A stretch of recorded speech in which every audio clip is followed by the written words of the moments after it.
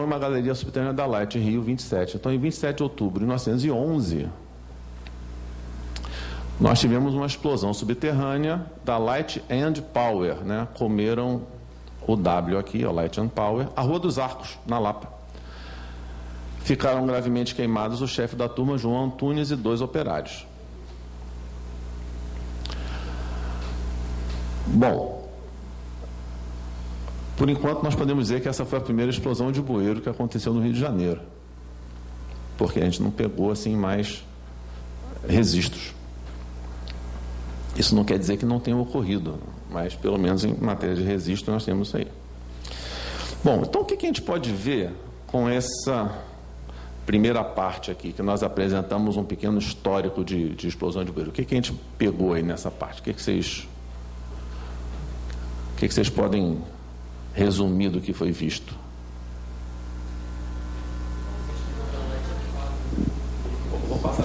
Vou passar esse microfone aqui para vocês darem suas opiniões. Vamos lá. O que você achou o que a gente pode resumir do que foi visto até agora? O sistema da Light, o sistema da Light ele é falho. Ele começou com problemas e está terminando com problemas, entendeu? É necessário um grande investimento para que isso não aconteça. Concordo também com o meu colega Juliano. Eu acho que esses problemas que você vê que é de infraestrutura, e se a gente reparar, eles são basicamente são em locais muito próximos. São áreas isoladas, centro, zona sul. Então, sempre são fatos isolados, basicamente nos mesmos locais. Tá ótimo. Tá ok?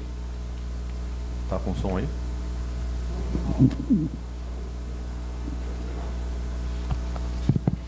Alô?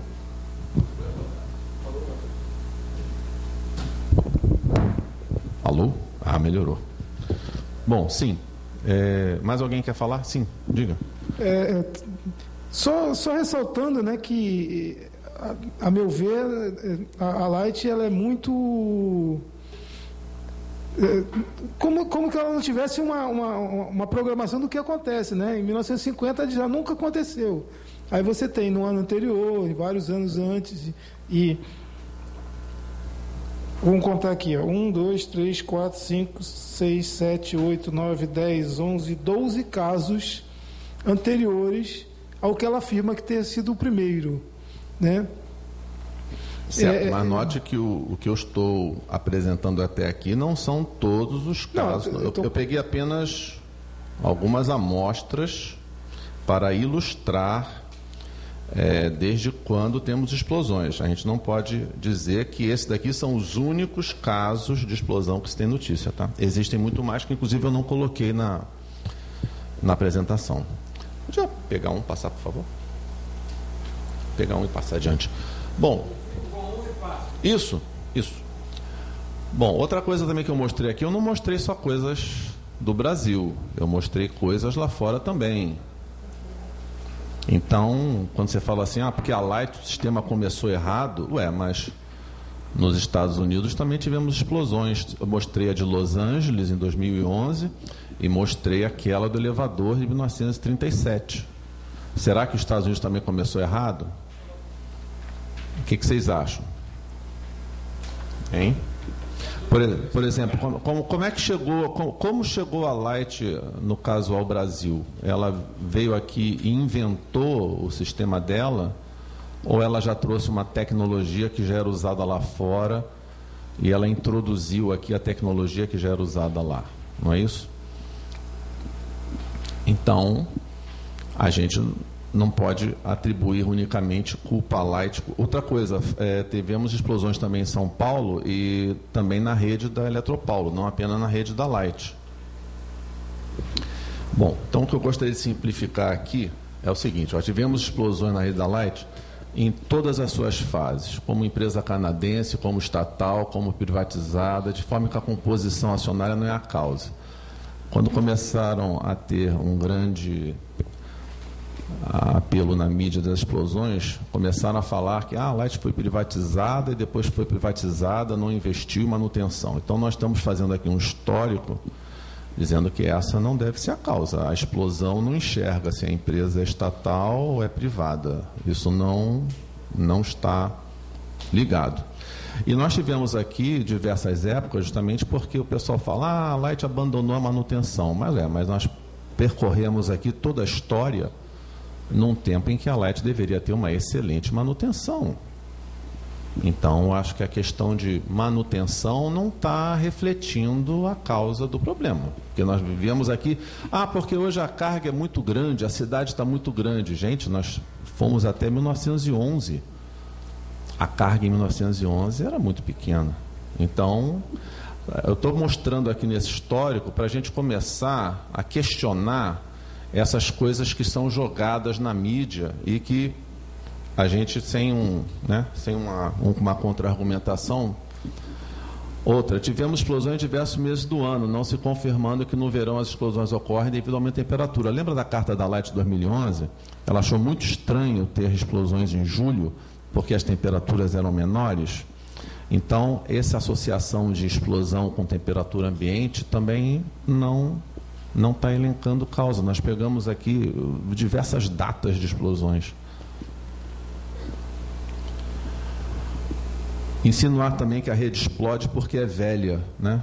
Nós vamos ter vários depoimentos na mídia dizendo a Light é uma rede velha, a rede é velha. Gente, nós estamos pegando explosão em 1911, a Light começou com rede subterrânea aqui em 1908. Nós estamos tendo explosão com 3 anos de operação de rede. Então, dizer que a explosão ocorre porque a coisa é velha, não. Outra coisa, a explosão que teve em 2010, que queimou os 2 americanos, né, o casal de americanos, os transformadores tinham sido trocados pouco tempo antes. Em 1993, no projeto Rio Cidade, 15 bairros receberam a rede subterrânea, ou seja, 9 em folha, e eles já apresentaram explosões. Então, associar idade de rede com explosões também é equivocado.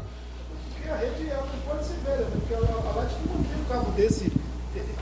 Fala no microfone, por favor. Dizer que a rede é velha eu acho complicado, porque a Light sempre está trocando o cabeamento. Exatamente. Não pode dizer que o cabo está 100 anos embaixo da terra. Isso. Então, vamos ver o que aconteceu aqui, como é que é a rede aqui. Você falou de um problema que ele tem de 1911, é isso? Eu falei de um problema que os registros começaram em 1911. Os órgãos competentes e as instituições competentes que acompanhar, checar... O microfone. Para lá, para ele. Por favor, sempre falar no microfone. Obrigado. As instituições, os órgãos governamentais ou não governamentais, quer dizer, encarregados de fiscalizar isso, esses anos todos que estão acontecendo também, que opinião possuem sobre isso? Que estudos possuem sobre isso? O que nós vamos começando a ver, né? Já estamos mais ou menos na metade da palestra. Eu vou agora passar exatamente essa questão de tecnologia, porque lembre-se que nós, né, como nós começamos, né, um problema de projeto. O Brasil era um país agrícola, né? Essa parte industrial, energia elétrica veio de fora, né? Foi trazido por uma empresa canadense. A gente aqui não entendia nada, eles faziam o que eles queriam, foram fazendo. Isso vem, né, de certa forma, a tecnologia hoje está com eles. Hoje só consegue debater sobre rede quem trabalha com rede, né? Isso não é uma disciplina que seja de amplo domínio. Oi. No meu ponto de vista, eu creio que explodiam e vão continuar explodindo, porque é uma condição. Explosão só ocorre em ambientes fechados e semifechados. E aí essas CTs são ambientes fechados. Dessas câmeras nós temos as caixas de inspeção. Essas são centenas, são 17 mil espalhadas pela cidade. O que tem dentro dessa caixa, dentro dessa tampa, dessa caixa de inspeção? Ela também é grande, ela entra pessoas, ela tem aí 3 metros por 2, ela é hexagonal normalmente, e aqui entra o eletricista, na maior parte dos casos, passa cabos e tem emendas de derivação de cabos. Nesse caso, entra-se água e pode entrar água, não tem problema, porque os cabos são submersíveis. E é até bom que entre água, porque é tipo de uma refrigeração para os cabos, aumenta a capacidade dos cabos. Não tem problema nenhum entrar água aqui e tal, mas aqui não pode entrar água. Aqui, esses dutos são embuchados, não pode entrar água por aqui. Entra água aqui, ela só pode vir até aqui. Ok? E, por último, tem as caixas que derivam dos consumidores. Essas são centenas e centenas de caixas, mas são caixas de 40 centímetros, 50 centímetros de profundidade. Bom, o sistema, ele tem dois tipos de sistema. O reticulado, que é esse sistema aqui, que tem alimentadores primários que ligam os transformadores, mas a baixa tensão, ela é malhada. Malhada significa o seguinte: se falhar um pequeno trecho desse aqui, o consumidor é alimentado por outro trecho. Então, a rede subterrânea reticulada, ela é 10 vezes mais cara que uma rede aérea comum. Por quê? É para não interromper. Quem é ligado aqui no Rio de Janeiro na rede reticulada, provavelmente a última interrupção dela não deve nem lembrar. Porque, por ano, dá mais ou menos 0,3, 0,4 horas de interrupção. Todos esses defeitos que deram na rede subterrânea aí nos últimos anos, nos últimos meses, nesse ano agora eu tenho certeza, não foi interrompido nenhum consumidor. Ninguém ficou interrompido.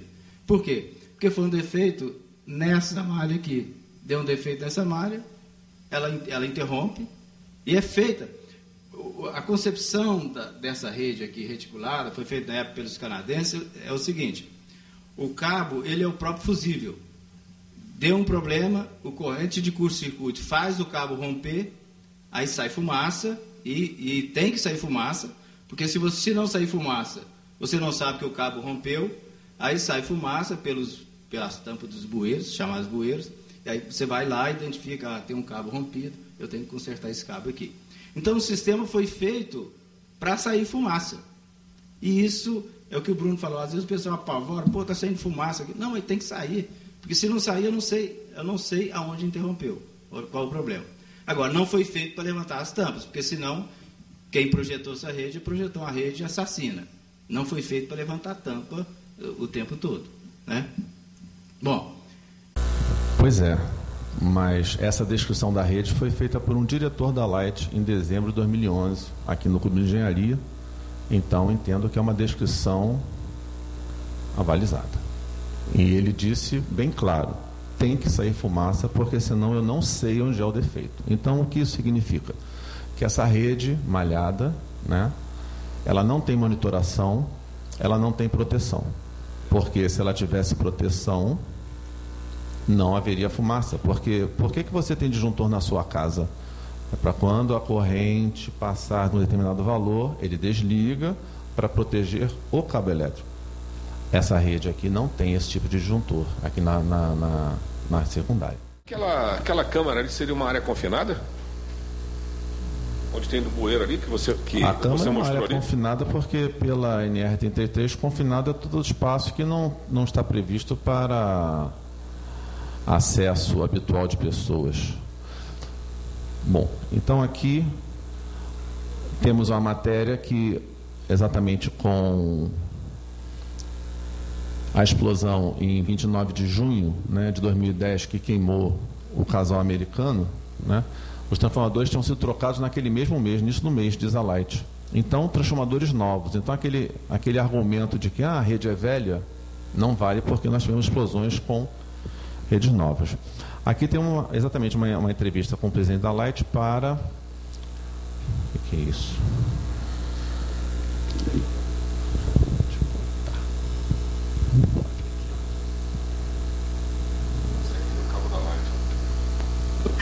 Bom, e para falar sobre esse acidente e a questão das redes subterrâneas, a gente vai conversar aqui no estúdio agora com o presidente da Light, Gerson Kelman. Obrigada, doutor Gerson, pela sua presença. A companhia já tem alguma ideia do que teria causado essa explosão, já que a SEG já avisou que não havia vazamento de gás ali?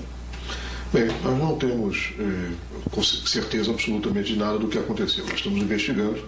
Em geral, a explosão desse tipo resulta de mistura de gás com ar e falta de ventilação, mas não temos certeza no momento. Vamos remover o transformador que está lá, junto com a polícia, para fazer a perícia, e temos todo o interesse em dar transparência total, entender exatamente o que aconteceu para que não se repita. Ora, senhor Gerson, a Light informou ontem, em nota, depois do acidente, de que a manutenção é feita mensalmente. O senhor tem conhecimento de quando foi feita a última manutenção ali naquele bueiro, naquela parte? 8 de junho. 8 de junho foram trocados 2 transformadores que ficam ali embaixo. Qual era o problema? Eles não estão funcionando bem, essa rede subterrânea. É preciso que a população entenda um pouco. Debaixo da rua passam vários dutos, tanto de eletricidade quanto de gás. Esses dutos são mantidos, e isso nós trocamos os transformadores no dia 8 de junho e trocamos também o ventilador em abril. De forma que não entendemos ainda direito o que aconteceu. Nesse momento, se eu lhe avançasse uma certeza, estaria sendo velado. E esse transformador é um transformador de grande potência que alimenta a rede elétrica ali na região? Tem 2 grandes transformadores lá, como eu disse, trocados em junho. E em várias esquinas dessa rede subterrânea existe isso. Essa mistura de gás e eletricidade é perigosa. Nós temos feito o seguinte: nós temos uma equipe Light e SEG que vistoriam as caixas de passagem, já vistoriaram, iniciando as caixas do centro. Mas a SEG já informou que nesse caso não havia vazamento de gás no local. As equipes da SEG estiveram lá e passaram essa informação. Tem uma obra recente da SEG bem ao lado. Eu não estou dizendo que é gás, mas acho que nós temos que investigar todas as possibilidades. A Light e a SEG juntas têm que investigar todas as possibilidades para evitar que o se repita. Ora, senhor Gerson, as pessoas estão preocupadas, porque não é a primeira vez que isso acontece. A gente tem noticiado casos parecidos de bueiros explodindo. Como é que as pessoas podem identificar um possível risco? A tampa do bueiro fica quente, sai fumaça. Para onde as pessoas devem ligar? Não, veja, é claro que a responsabilidade é nossa, não é do cidadão. Quer dizer, é claro que tanto o Light quanto o SEG... Sim, mas eventualmente... Sim, mas se um cidadão passa e vê fumaça saindo, sente cheiro de gás ou sente cheiro de alguma coisa queimada, ele pode, não é obrigação dele, mas ele pode ajudar as concessionárias avisando que está percebendo alguma coisa errada. Porque nós, como eu disse, fazemos vistorias periódicas, mas pode ser que entre vistorias aconteça alguma coisa. A ANEEL recentemente multou a Light por causa dos apagões e exigiu modernização aí de todo o sistema. O que está sendo feito para que acidentes como esse não voltem a acontecer? Mas veja, são coisas diferentes, porque exatamente nesse local os equipamentos foram todos trocados para não causar apagão. Agora, mês passado, esse mês de junho, 8 de junho foram trocados, de forma que exatamente para evitar o apagão. Agora, é claro que algo mais precisa ser feito. O que nós temos que dizer é o seguinte: o cidadão que anda na rua tem o direito de andar tranquilamente, sem medo de explosões. Então, nossos funcionários andam nessas ruas, nossas esposas, nossos filhos, nós temos a obrigação de trazer para o cidadão tranquilidade. E nós vamos, se o que eles estamos fazendo não for suficiente, vamos fazer mais, vamos monitorar. Muito obrigada. Muito obrigada, senhor Gerson Kelman, pela sua participação aqui, presidente da Light, que participa aqui no estúdio do... Muito bem.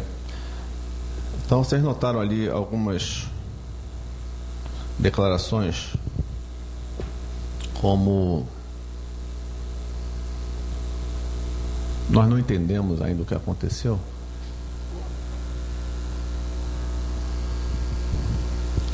Que depois de essa de 2010, né, tivemos a de 2011, 2012, 2014, e a Light continua sem dar uma posição, né? Muito bem.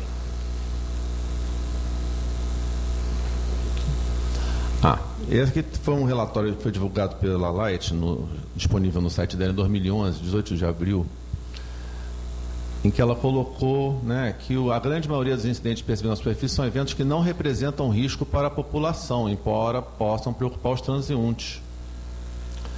Mas o fato é que os cabos de sistemas reticulados em baixa tensão são projetados para romperem, às vezes soltando fumaça, numa situação de curto-circuito. Nesse sentido, é conveniente classificar o sintoma de problema no sistema. Então, os cabos da baixa tensão, aquela malha que o diretor ali estava descrevendo, eles são projetados para romper quando tiver curto-circuito. Então, eles não têm nenhuma proteção. A proteção são eles mesmos. Então, se houver curto-circuito na rede, o cabo vai sofrer e vai soltar fumaça. É o primeiro evento, né? Pode não apenas soltar fumaça. Deixa eu só acabar. Está com o microfone? Então, por favor, passar o microfone. Os cabos cerâmicos de baixa tensão são projetados para queima livre, conforme explicado anteriormente, podendo produzir fumaça. Também a emissão de fumaça quando o calor gerado por curto-circuito numa CI, que é a caixa de inspeção, vaporiza a água ou esgoto que lá entrou pela tampa da chuva ou pelo subsolo. Calor gerado quando vaporiza a água, muito cuidado, porque a água, para vaporizar, tem que ter 100 graus Celsius, né? Então, não é qualquer temperatura que vai fazer vaporizar a água em grande quantidade. O correto é chamar halite em qualquer circunstância. Então, aqui nós temos, não é projetado para se romper, às vezes soltando fumaça, quando tem curto-circuito, mas também para sobrecarga não há proteção nos cabos de BT. É o que o diretor estava falando. Quando há algum problema num desses cabos, como a rede está em malha, outros cabos suprem o consumidor, porventura, que venha a ser afetado nessa falta. Nesse mesmo relatório de 18 de abril de 2011, a Light publicou um extrato, né, uma tabela de um estudo apresentado pela empresa Stone Webster, que ela foi contratada pela Prefeitura de Washington em 2001, ou seja, 10 anos antes, né? Esse relatório da Light é de 2011, e a Light colocou no relatório de 2011 essa tabela do relatório da Stone Webster de 2001. E esse relatório da Stone Webster, né, colocava lá uma tabela, número de CTs mais CIs do sistema de várias concessionárias americanas, algumas concessionárias americanas, né? Número de incidentes, né, por ano, e taxa de incidentes por ano para cada 1000 câmaras. Aí a Light colocou essa tabela e se incluiu, alegando que o resultado da Light, então, não está tão mal. Porque a Light tem 15.000 câmaras, né, somando CI com CT, e tiveram 17 eventos, incidentes no ano, e a taxa dela seria 1,1. Tem gente aqui com 4, com 7, com 20, então a Light está muito bem. Só que esse relatório da Stone Webster, ele tem 174 páginas. E a Light colocou o link para o relatório no relatório dela. Qualquer um pode acessar aqui o link, vai ter acesso ao relatório. Então, o relatório de 174 páginas não pode se resumir numa tabela, principalmente porque ele tem uma nota, né? A tabela 1, né? Ela faz um resumo da experiência com incidentes em bueiros, né? Numa série de concessionárias americanas, conforme informado pelo DCPSC. Os dados na tabela 1 devem ser tratados com cuidado, devido a possíveis diferenças entre as utilidades, relatando o que para elas se constitui um incidente, porque aqui é número de incidentes por ano. Mas o que é um incidente para cada concessionário? Pode ser fumaça, pode ser só explosão, pode ser fogo. As variações nos números de incidentes podem ocorrer de ano para ano, né? Porque está aqui, ó, também devido a possíveis diferenças no número de anos usada para gerar as estatísticas. Então, aqui, pode ter sido no intervalo de 10 anos ou no intervalo de 5 anos. Então, ele conclui dizendo, a experiência na tabela 1 deve ter pouco significado estatístico. Ele apenas colocou essa tabela para ilustrar que diversas concessionárias americanas também sofrem com eventos de bueiros, mas não para fazer um ranking de qual seria a melhor concessionária ou pior em relação a bueiro. E a Light colocou isso na tabela apenas com interesse nos números, mas o próprio relatório disse que é para não se confiar nessa tabela com fins estatísticos. O relatório da Light também tem outra parte que informa que ela contratou uma empresa, né, Quema, para analisar o objetivo do plano de manutenção, atividade do campo com especialistas da Quema e avaliação do programa de manutenção preventiva. E vai ter apoio de especialistas em subterrâneo network e radiais utilizados nos Estados Unidos, dada a sua semelhança com os padrões do sistema Light. O diagnóstico deverá ficar concluído no primeiro semestre de 2011. Então, esse relatório é abril, primeiro semestre é junho, o relatório deve ter sido entregue, mas nós tivemos explosões em 2012, 13, 14. Então, e esse relatório, esse diagnóstico da queima nunca foi divulgado.